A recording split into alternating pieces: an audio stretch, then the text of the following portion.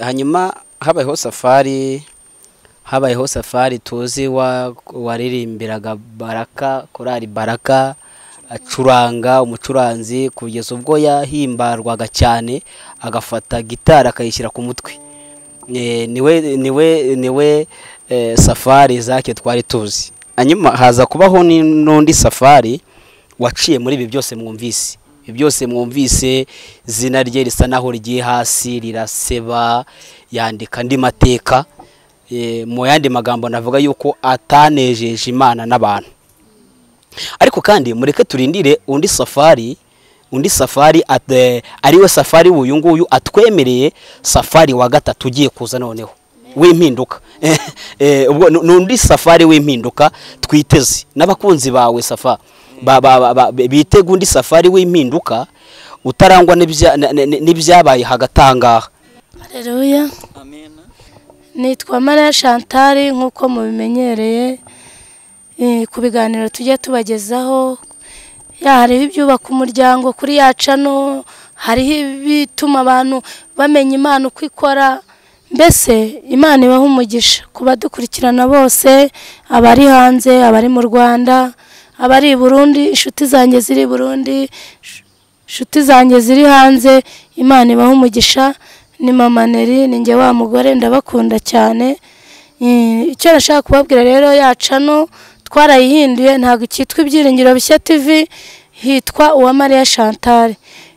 Ubwo ubonye Uwa Maria Chantal byanze wakandikamo Ibyiringiro Bishya TV ukabona ibiganiro tubagezaho. Imana rero iduhana umugisha. Twabazaniye rero abatumirwa, murabamenyereye. Safari basi ubwa mbere aza kuri yicano, numva musanzwe mumubona, ariko uyu munsi bitewe nuko hari ibyo tugenda twumva Imana n'Imana tugira ngo tuganireho, niyo mpamvu twamutumiye. Tubazanira Jean Pierre, nawe hariho ubuhamya muzabona yatanze. Imana rero iduhana umugisha. Kambaye bivuge, nta muntu uvuga umuntu mukuru. Murakoze cyane. Nitwa Safari Zake, mu izina rya Nzakagendana. Abantu benshi bakabanzi ku makorasi. Ineza ye narayibonye ababisha bangose. Ineza ye narayibonye ababisha bangose. Mana yacirakora ibyananiye abantu, ikora ibikomeye. Ayiburya iyo Mana na nyuma ya zera irakora. Igikiza abatindi ikabakiza ubukene, ikabakura ku cyavu. Burya iyo Mana na nyuma ya zera irakora. Mana nziza, Mana yacu irakora. Ibyananiye abantu, burya iyo Mana ikora ibikomeye. Burya iyo Mana na nyuma ya zera irakora. Bibwiye abantu ariko ntibazi niba wubatse cyangwa ufite abana. Hari abantu bazakumva ari ubwa mbere. Safari, abantu nagiye mpanomero zawe ari ubwa mbere wenda bumvishe ubuhamya bwawe. Bibwira Safari ni muntu ki? Safari Zake, ndi umupapa, ntabwo ndi umusore, ariko nagize ibintu byinshi byatumye urushako rwanjye ruhungabana, akenza gukora divorce. Hagati aho rero ndi umudivorce, ariko ibindi nta bindi natangaza, gusa ndi divorce. Ibindi nzabitangaza. Abana ni benshi, abana barahari ni benshi, ariko umubare ndagira ngo muri ino minsi nzagutangariza, ariko nonanga sinzi niba nawe uhita ngutangaza. Ni abana, ariko yewe nzakuganiriza cyane mu kiganiro gitanze bavuga umubare. Safari tuzi ubu ufite umugore cyangwa uri hari ukuntu umuntu aba ari umudivorce? Hari ukuntu umuntu aba ari umudivorce ariko akaba yatikame nakiriye umuntu tube turi kumwe. Uri umusiribateri uyu munsi cyangwa hari umugore muri kumwe muri iyi minsi? Oya, mu mategeko ngende umusiribateri ko undi ingaragu no ugerebye mu byangombwa byanjye ngiye ku murenge bampa ibyangombwa by'ingaragu. Ubu rero ingaragu umuntu isingo nako umuntu wa divorce ndi isingo. Ubwo rero hagati aho ngaho n'ubundi nka mama Neri nyine mwaduhamagaye kugira ngo tuze, ariko ngira ngo rwose biranshimishije kuba nicaye imbere yanyu kandi y'abakunzi banjye ndetse y'abakunzi b'Imana, abakunzi b'umusaraba, nk'umuririmbyi nka Safari Zake. Amakuru yanjye ni menshi ni ubuhamya bwafatirwa igihe cyabwo, bizasaba ko nza ari ubuhamya noneho mpere ruhande mpere ubuzima bwanjye bwose mbutangire. Urakoze cyane, ndagushimiye. Safari we, none se ko ndi kumva amakuru bavuga yuko hari igihe abantu nyine urabizi wampaye ikiganiro, kandi abantu bakurikirana ibiganiro byacu bakunda kuduhamagara, barambwiye ati rero watumiye Safari Zake ariko situzi ese Safari yasubiye mu gakiza, uzamudutumirire umutubarize, yasubiye mu gakiza ese abirimo neza, ese Safari yasubiyeyo. Ubwo urumva ari amakuru bagenda babaha, kandi sinavugira umuntu mukuru, bari imbere ya kamera bazaba babibona. Basubize rero unatubwire ese Safari, bamwe bakaba Safari yaracyacuruza cyangwa yarahombye. Murakoze cyane. Ni ukubana na Yesu iteka mu ijuru, bidutera umunezero bikatwishimisha. Mw'isi ndi umushyitsi sinzayihoramo, ahubwo ndi mu rugendo runjyana mu ijuru. Mw'isi ndi umushyitsi sinzayihoramo, ahubwo ndi mu rugendo rugana mu ijuru.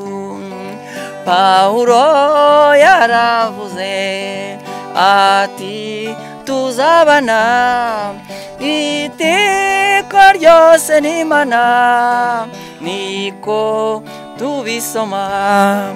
Iryo sezerano urisoreze, tubane no muri iyi si uwo rundengera. Iyi ndirimbo rero ikubiyemo ubuhamya bwanjye bw'icyo warumbajije uti mbese mu by'ukuri uracyari mu Mana. Rero Bibiliya iravuga ngo, ino ndirimbo iratubwira ngo kubana na Yesu iteka mu ijuru ngo bidutera umunezero bikatwishima. Nta kuva hano nava ku Mana nkajya hehe. Imana yandinze ikankiza kurya za voka mbisi. Imana yandinze ikankura ku izina ribi ryo kwitwa izina ry'ikinyendaro, bavuga ngo ibyana byo mu rubingo. Imana yankirije ikamvana kurya imimeri y'ibijumba twacukuraga, ikanyuriza indege ikangeza Dubai. Mu by'ukuri iyo Mana nayivaho nkajya hehe? Ni ukuri ntaho nayivaho ngo njye. Mu by'ukuri habayeho gusaya ndetse no gusayisha. Burya Bibiliya niyo ivuga ngo umukiranutse ngo yagwa, ngo ariko si byiza ko umuntu yagwa ubutazagaruka. Mwebwe muzi mbese ayo magambo cyane. Turi kumwe n'umukozi w'Imana, namwishimiye cyane. Ariko mu by'ukuri ntago umuntu yagwa ngo mbese umuntu yagwa ubutazagaruka. Ndebeshye umukozi w'Imana. Mu by'ukuri ntazarambarara. Murakoze cyane kumyunganira. Noneho ngaho ndacyakomeza kuvuga none ngo mw'isi ndi umushyitsi sinzayihoramo, ahubwo ndi mu rugendo rugana mu ijuru. Iyi si rero urabona ko ibintu twateganyaga iby'ishi, ibyo twagiye tubona, nge nabonye byinshi aricyo urumva mbese uracyasenga. Nabonye byinshi, nyura muri byinshi. Nabonye ko umuntu ushobora gutunga mu modoka 5 cyangwa 6 mu kanya gatoya, zose zigashira agasigara atega igare cyangwa agenda n'amaguru nayo adafite n'ijana ryo kuyitega. Nabonye ko umuntu agira abagaragu, akagira abazamu, akagira abakozi bo mu rugo, akagira abamugaragiye, akagira abandi mu iduka, ariko mu kanya byose bigashira. Niyo mpamvu rero ngo mw'isi ndi umushyitsi sinzayihoramo. Rero isi yaranyigishije, irankaranga, nayibonyemo ibibi bwa mbere, nyuma yaho nyibonamo n'ibyiza, nyuma yaho mbona ko bishobora no gushira, kandi nyuma yaho ndacyariho ubu ngubu noneho nibwo numva meze neza, mfite umunezero, mba numva nishimye, umutima wanjye uratuje, mba numva ari mfite ubundi buhamya bushyashya bw'iby'Imana yakoze mbere, iby'Imana aho Imana yankuye, naho yanteretse ikanshyira iranyigisha. Reka ko umuntu ashobora kugenda mu ndege ikakuvana mu kurya imimeri y'ibijumba ikakujyana mu ndege ukazajya wurira indege nk'uko burira tagisi yahari ijya i Nyamirambo, buri kanya ejo na mu gitondo muri cyumweru kugiye wongera ugaruka ukatisha viza, ukoresha viza, ukoresha itike y'indege, ufata amadolari ukavunjisha amayero, ibiki byose. Ibyo ni ubuzima tunyuramo, nanyuzemo, mbuzi neza, ugatunga abagaragu, ugatunga amamodoka, ugatunga abagupfukamira, ariko nyereka ko ibyo byose binashira. Ngere mfite ubuhamya bwinshi nakwigisha mu bakene bakeneye bakaba ku karago, kuko ni umuntu wabaye ku karago. Naguciye mu ryo uvuga, abantu barambajije bati se Safari ibintu birisha nsubiza, ubuhamya bwo kuri cano wabunyujijeho barabuzi. Noneho hari ibintu birisha nsubiza, barambajije ati se Safari yasengerayo, ese Safari ubu muri iyi minsi ahagaze ati, ese ubwo bakubaza kuko bagukunda. Ubwo rero iyo usobanura abakunzi bawe, ndabeshya Rata Jean Pierre, uvuga ukuri. Ese Safari muri iyi minsi aracyacuruza? Kuri ibyo bibazo bibiri umbajije, mu minsi ishize naganye inzira yo kugira ngo njye mu Gakinjiro. Burya bajya babangaho umupira urengeye niho urengurirwa. Nk'itorero nasengeragamo ari naryo torero nahagarikiwemo, naragiye mvugana na pasiteri, muri no minsi tuganira n'umushumba, ambwira yuko nyine inama izaterana kuwa kabiri, bampamagaye kuwa kabiri ko nzajya ari kuwa kabiri mu Gakinjiro, tukaganira inama y'abapasiteri yateranye, nkabaganiriza ku buhamya bwanjye, ndetse nkababwira ubuhamya bwa none ahangaha bwo komeze. Arambwira ati nkanjye ubwanjye ntabwo nabasha gufata icyemezo kuko uri umuntu uzwi n'abantu, uzwi n'itorero, uzwi n'abantu, ugomba kuza ugaca mu itorero, noneho ukabanza tukajya mu nama y'abapasiteri tukaganira. Ubu rero nzajyayo kuwa kabiri w'igitaha, kuko ushize nagiyeyo imvura yari yaguye iradukereza, noneho dusanga pasiteri yarambwira ati amasaha yarangiye no kuza mu gitondo. Urabyibuka reko kandi haba hari abantu benshi, kubwa mbere nagiyeyo umwanya urabura, imvura iragwa, abantu baba benshi, bakiriye abantu ko kuwa kabiri nzajyayo. Ubwo rero ndi umuntu ugomba kujya mu Gakinjiro nk'umuntu wasengeye mu Gakinjiro, nkababwira n'ukuntu nanahagaze nyine. Ahubwo basobanurire, none se mu buhamya wabahaye wavuze ko umugore ari we watse divorce, ariko ntabwo izi saha bazi icyatumye baguhagarika mu itorero. Ubabwira uti niki cyamagaritse, urumva ubabwiye yuko uzajya no gusaba imbabazi kugira hatazagira abantu bongera no kugusobanuza ibintu byinshi. Urebye ikintu ngiye cyamagaritse, Kirere umukobwa wari mbese yari umurokore asenga, musanga mu butayu bwahariya bw'Ikarama. Kirere rero akaba yari umuntu werekanaga ko asenga cyane, abana n'abakozi Imana n'abapasiteri. Abantu benshi basangiye mu masengesho, mu butayu, mu buvumo, baramuzi.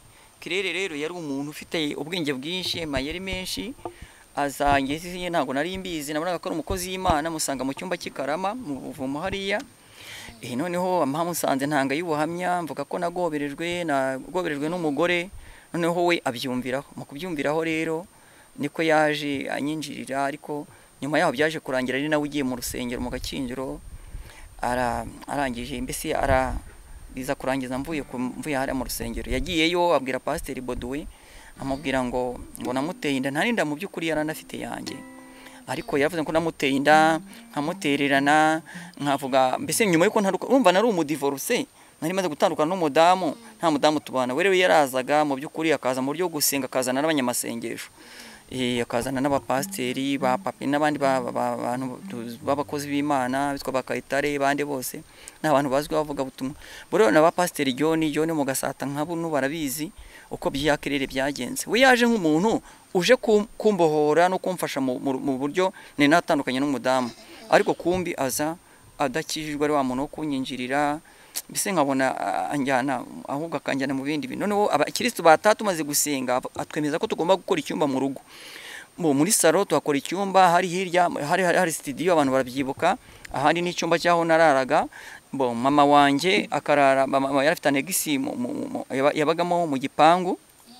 Yaje kurangira rero Kirere ari wa muntu nyine uje abantu bamara gusenga agahita yirwaza akavuga ati ndarembye, timwe musenga mbaye ngiye kuryama.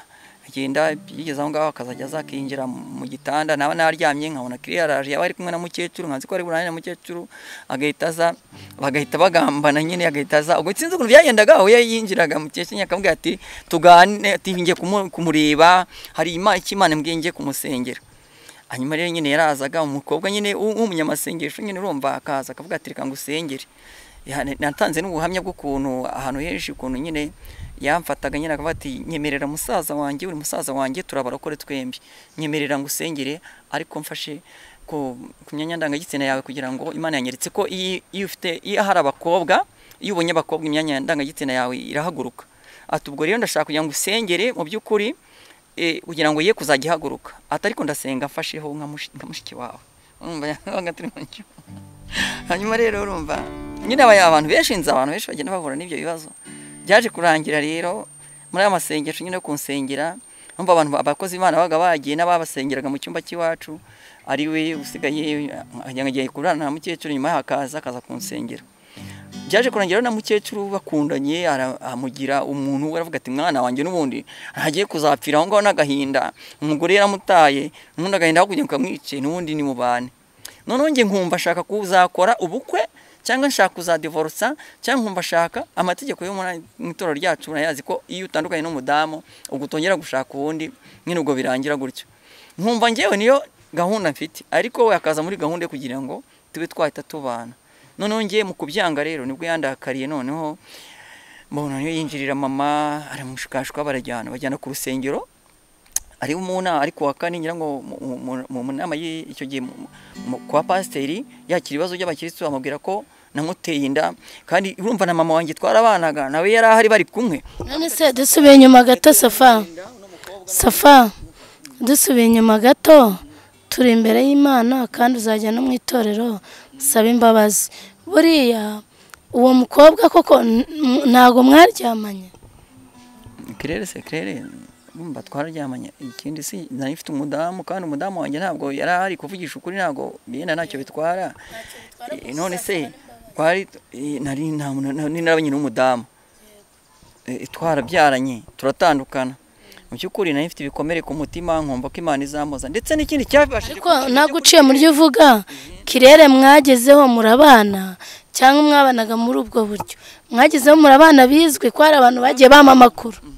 Kirere rero yarabaga hariya, ahubwo ko haba hariya iwacu yabaga nkaho yinjiriraga amafamiye. Yaraje yinjirira amafamiye, yinjirira ba marume, yinjirira ba mama wacu, yinjirira mukecuru mama wanjye, yinjirira abakozi b'Imana bose, ababwira kuzajya baza bakampanurira ko Imana yavuze ko ari we tubana. Ndibuka ko nize gutongana rimwe na Pasiteri Papi, aje arambwira ati Imana iravuze ngo jya mu cyumba uryamane na Kirere. Ndemwerese Pasiteri kuzi ko nakubahagura umuhanuzi, ibintu urimo kumanurira ko bitandukanye n'uburyo kuko Kirere yari afite amafaranga. Kirere ni wa muntu wazaga n'imodoka mu kanya akabahinduye iyindi, mu kanya akabagiye kunyereka ngo dore amataje, kugira ngo nyine nshiture umutima, nyereke ko ari umuntu ufite amataje, nyereke ko ari umuntu ufite amafaranga. Nkajya kubona nkabona Kirere agize gutya azanye imodoka, nkabona Kirere abantu bo muri Sky Hotel niyo yigezweho icyo gihe barabyibuka. Kirere yazanaga ibiryo byo muri Sky Hotel, abinzaniye abitwa ba Jacques, yari manager wa hoteli, akamubwira ati muteke ibiryo, muteke potage mu gitondo, umureti, iki cyayi mujyane kwa Safari. Ajya kubona mu modoka ya hoteli mu gitondo irateye ihagaze ku gipangu, bati mubuze bakabwira umuzamu bagakingura, bakaza nkona bazanye ibyo kurya rero nkabona bazanye potage. Se bivuye bati iyo ni commande y'umukobwa twa Kirere yohereje. Nkajya kubona nkabona nzaniye imyenda, imipira, ibikibuze nkona arimo kumpa impano. Ikindi yinjira abakozi b'Imana, umukozi w'Imana wese umpanuriye akampanurira ko hari umuntu Imana yohereje uje kunkiza no kuntabara no kumbera inyomora bikomere, mbese ibikomere nari mfite by'urushako. Umukozi wese akagenda agasha mu bakozi b'Imana ariho igihe nyine n'abakozi Imana bagenda kuvangirwa, umuntu akagenda akamuha amafaranga akamuhanurira ko ari umuntu wenda bagiye kubana cyangwa bagiye gutandukana. Hagati aho rero byangizeho ikibazo, kuko ubuhanuzi bwangeragaho bwinshi, bwangeragaho ari ubw'uko Imana yohereje umuntu mu by'ukuri usa naho aje kunyomora, aje kunkiza, aje kuntabara.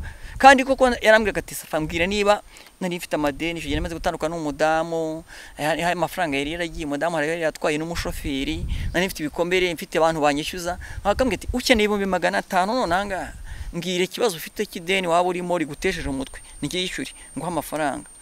Ako ngewe nkagenda mbigabanya, kuko nabonaga umuvuduko afite ari uwako kanya, nkabona umuvuduko afite ari uguhita twinjirana mu buriri tugahita turyamana.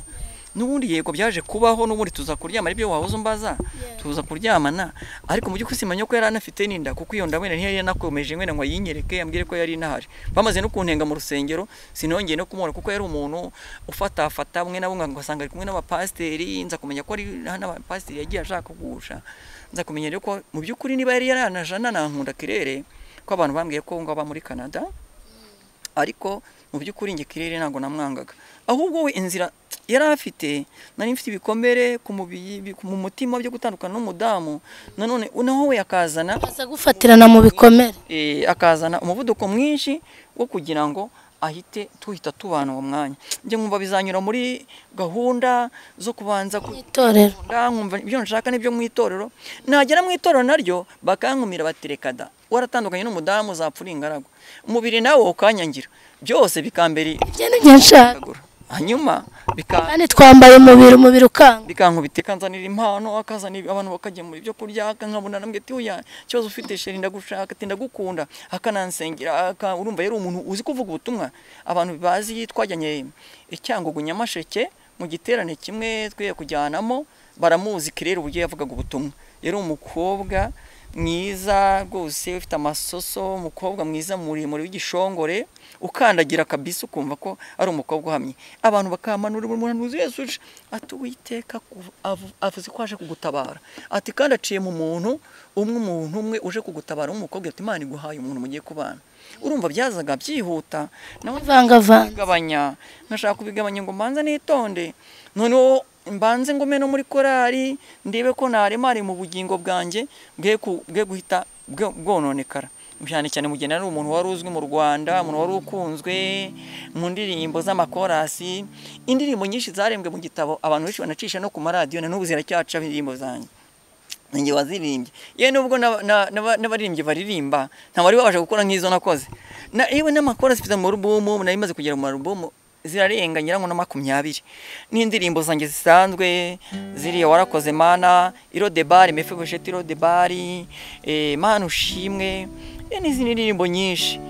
Safa naguciye mu ryo uvuga, intego twicaje hano muri Yesu, urumva biri kuza, urumva hari intego ufite nk'abakunzi bawe bagukurikira, hari indi ntego ufite yo muri Yesu, urumva ushaka kuba safari wa mbere atari uwo bazi.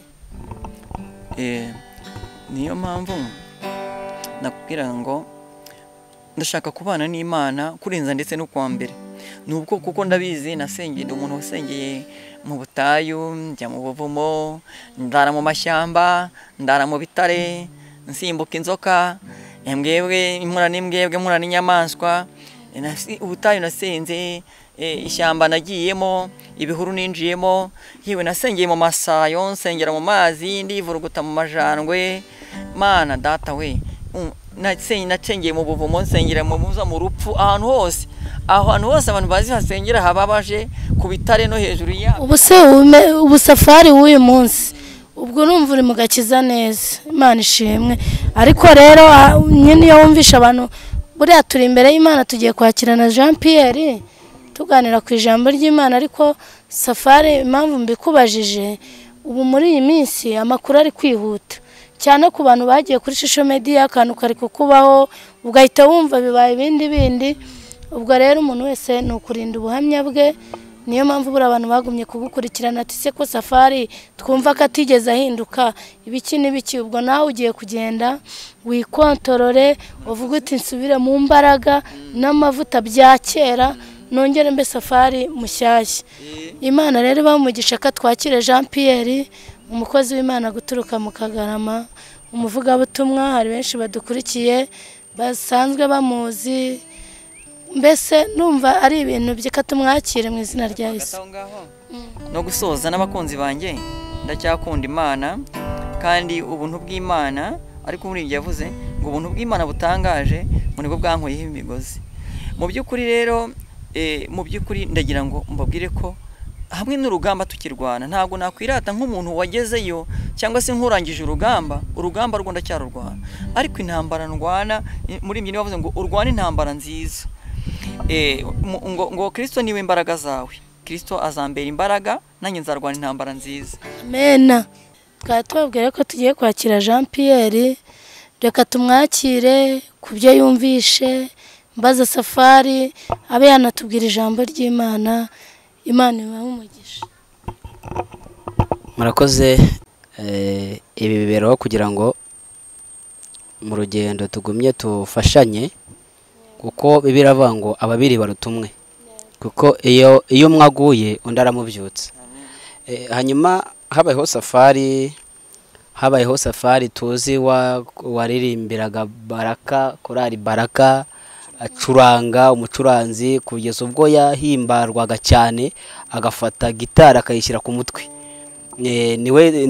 niwe safari zake twari tuzi. Hanyuma haza kubaho n'undi safari waciye muri ibi byose mwumvise. Ibi byose mwumvise zina rye risa naho rigiye hasi, riraseba, yandika andi mateka.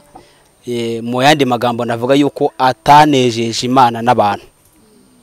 Ariko kandi mureke turindire undi safari ariwe safari uyu nguyu atwemereye safari wa gatatu ugiye kuza noneho w'impinduka. Ubwo n'undi safari w'impinduka twiteze n'abakunzi bawe safa bitega undi safari w'impinduka utarangwa n'ibyabaye hagatangaha, ahubwo urangwa n'ikimana imushakaho. Wenda reka twifashishe ijambo ry'Imana gatoya kugira ngo abariyo tunasengeramo, riri hano mu Kubara ibice bya 14 umurongo wa 8. Aravuga ngo niba Uwiteka twishimira azatujyana muri icyo gihugu akiduhe, kandi ari igihugu cy'amata n'ubuki. Icyakora ntimugomere Uwiteka kandi ntimubatinye bene icyo gihugu, tuzabarya nk'abarya imitsima. Ntibagifite ikibakingira, Uwiteka ari mu ruhande rwacu. Imana yacu ishimwe. Bivuga ngo umugenzi wese uri mu nzira nyakuri, ntabwo Satani ajyaho ubutunzi butari. Satani ajyaho ubutunzi buri. Uko iteka yabona uri umunyembaraga, ashaka uburyo cyazajya kugukubita kugira ngo za mbaraga zirangire. Kandi ikindi mbibutse ko bivuga ngo umurezi wacu aduhora iruhande. Rero iyo uwo murezi umuhaye urwaho akagukomeretsa, nawe ukabona ko ukomeretse, ukagenda ukajya muri aho agambire ko akujyana, muragenda kandi Imana bamutandukanye. Rega twumvise neza yuko n'abakozi b'Imana bagiye bakusanga bakaguhanurira ibintu byinshi, bakakubwira n'iby'ibinyoma ngo uzabane n'umuntu umugisha wawe. Satani ntabwo ajya akangwa abapasiteri, Satani ntajya akangwa abashumba, Satani ntabwo ajya akangwa n'abahanuzi, kuko twese turi mu isi. Kandi mbibutse ko Satani afite imbaraga zikomeye. Ashobora kuza umuhanuzi ati irambwiye, kandi akazira mu ishusho y'uko ari umukozi w'Imana. Wowe ntabwo uzamenye niba ari gukoreshwa n'umwuka w'Imana cyangwa se atari amafaranga bamuhaye ngo azahanurire safari izaki. Ariko byose biraho ngo mugenzuze umwuka iteka. Ariko ubwo umanyize kwisobanukirwa, kuko nka safari wahamagawe n'Imana, Imana ikakwibutsa ko wayikoreye, na n'uyu munsi ukiyikorera, haguruka nka safari mushyashya, uze nka safari mushya kandi ushaka Imana utazasubira inyuma. Hanyuma iri jambo dusomye, reka wenda turi intego ivuga ngo kuba umukristo udahindurwa n'ibihe. Iyo ibihe biguhinduye bikugira mubi, iyo ibihe bihinduye birakwica. Kandi mbibutse ko guhindurwa n'ibihe, abantu benshi bahinduye n'ibihe. Ari abahanuzi ibihe byarabahinduye, abashumba ibihe byarabahinduye, abapasiteri ibihe byarabahinduye. tujye tuvugisha ukuri, turi imbere y'Imana ishobora byose, ndetse n'abakunzi b'umusaraba, ndetse n'abakunzi b'igicano. Abantu bose bahinduwe n'ibihe, imiryango ibihe birayihindurika kwanga, umugore washatse ibihe biramuhindura akakwanga, abana wabyaye ibihe birabahindura bakakwanga, nawe ubwawe mugabo ibihe biraguhindura ukanga umugore washatse, kandi mwararahiranye mu rusengero bati tuzabana karamata, tuzatandukanwa n'urupfu. Ibyo bibaho, ariko ibihe byaza bikaguhugura, bikabona yuko washatse umugabo mubi cyangwa se washatse umugore mubi kubera ibihe byaguhuguye. Iyo wumviye ibihe rero birakwica. Ahubwo icyo dusaba nuko tuba abakristo mbere na mbere, abakristo badahindurwa n'iki n'ibihe. Imana itugera abakristo badahindurwa n'ibihe. Iri jambo dusomye kugira ngo duhite dusoza, ubwo Abisirayeli bari bamaze kwambuka inyanja bavuye muri Egiputa, bamaze kwambuka inyanja. Bibiliya ivuga yuko Miriyamu yateye indirimbo akaririmba. None Imana yabwiye Mose, aravuga ngo Mose, toranya abagabo 12 bakugire mu gihugu mujyamo, bakuzanira amakuru yizewe. Buri icyambere ni amakuru. Iyo ufite amakuru nibyo byose ntago byaba. Uhita ushingira ku makuru ati icyo nzi cyo rabiwi inidra, nzi ko umwami Imana azantabara, kese nzakorwa n'isoni. None iyo amakuru yafite ukaba uzi amakuru uyagendana, ibicane giyo bije baravuga ati ngiyewe mfite amakuru, ngiye mfite amakuru, ntumbiriye urugendo rumwe icyo yavuze, icyo gihe ntabwo byo ngibyo bikugeraho. Noneho nabo bagiye bafite amakuru yizewe, baragenda bajya mu gihugu basanga kuko ibyo Imana yavuze ni ukuri. Ngo bageze basanga amata n'ubuki birahari, amakoma mangara hari, ibintu kintu cyose, bati turashimira Imana yacu, ati kuko ibyo ivuga ari ukuri. Ngo ariko 10 muri bo bitegereza abagabo bari muri icyo gihugu bitwa Abanaki, ngo babipimaho basanga bameze nk'inzige. Mbibutse ko buriya ikigeregezo uko kingana kose ntuzagisuzugure, ko ikigeregezo uko kingana nukipimaho kizagusumba. Ntuzasuzugure ikigeragezo, ahubwo ikigeragezo ugipimaho Imana. Muranyumvise se?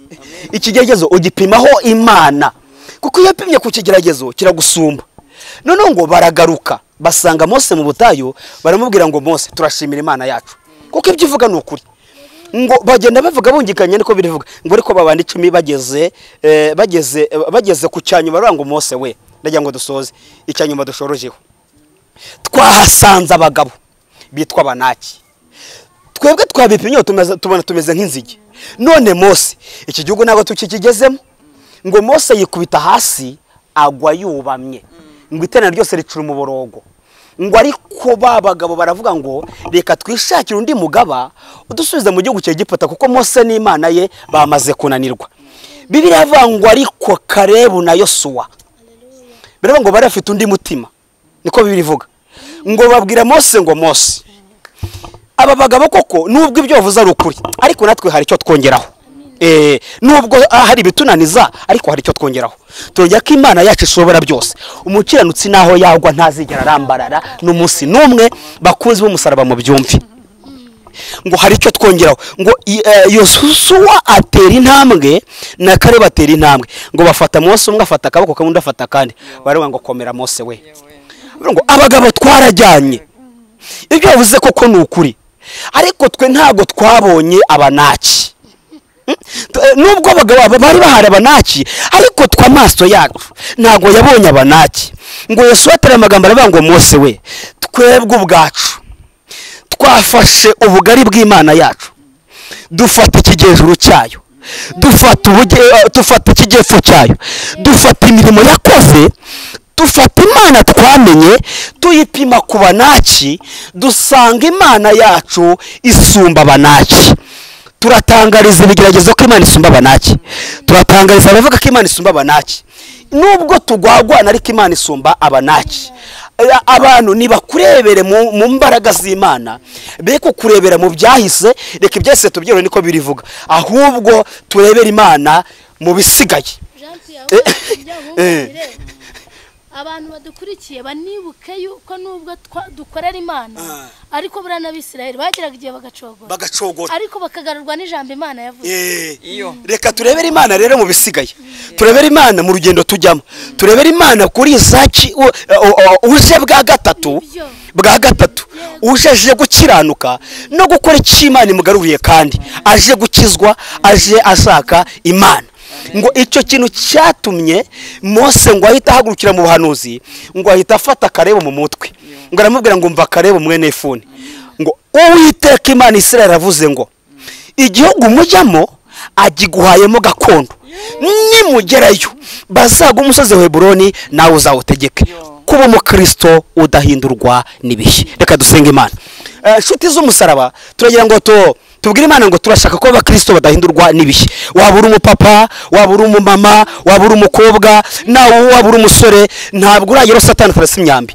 Ariko waba wubatse ingo z'ikigezi imeze nabi, Satani azikubita, ariko kuba umukristo udahindurwa n'ibihe nicyo kintu Imana idusaba kugeza aya masaha. Imana iduhana umugisha, mureke dusenge Imana kandi Imana ibaha umugisha. Mana turagushimiye. Tewi salabeo na kitala bandai. Shandole si prova we egidrai. Turi mu isi y'ibigeragezo, turi mu isi ikoreramo Satani, ariko kandi turi no mu mbaraga z'Imana. Iyaturengeye iracyari Imana, iturwanira intambara iracyari Imana. Turasenze kugira ngo ube mu ruhande rwacu, ube mu ruhande rwa buri wese, ku mukunzi w'umusaraba, kuwemera izina ryawe, kuwemera buri muntu wese ushaka Imana, ushaka gukora ku Imana. Tumusabiye kurwanirirwa n'Imana, akarwanirirwa n'ubwera bw'Imana, kuko Satani yivuga hanze aha ngaha ari abagabo arabanesha, ari ingwa arazinesha, abagore arabanesha, abasore n'abakobwa arabanesha, ariko tunesherezwa n'ubutware bw'Imana. Dusabye imbaraga z'Imana ngo zibane natwe mu gihe gikomeye gutya, mu gihe cy'ubuhenebere, imbaraga z'Imana zibane natwe. Urakoze Mana, umugisha buri wese witeguye kureba iki kiganiro, kandi uzamugire neza, imbaraga zawe zamurwanirire, ubwiza bw'Imana bumurengere, buri wese umurwanire mu ntambara arwana, ndetse no mu ntambara arimo, ubwiza bw'Imana bumurwanirire. Amahoro yawe nabe kuri twebwe, abe no kubakunzi b'umusaraba. Icyoro ni cyawe mu izina rya Yesu Kristo. Amina, amina, amina. Imana ibahe umugisha, murakoze cyane.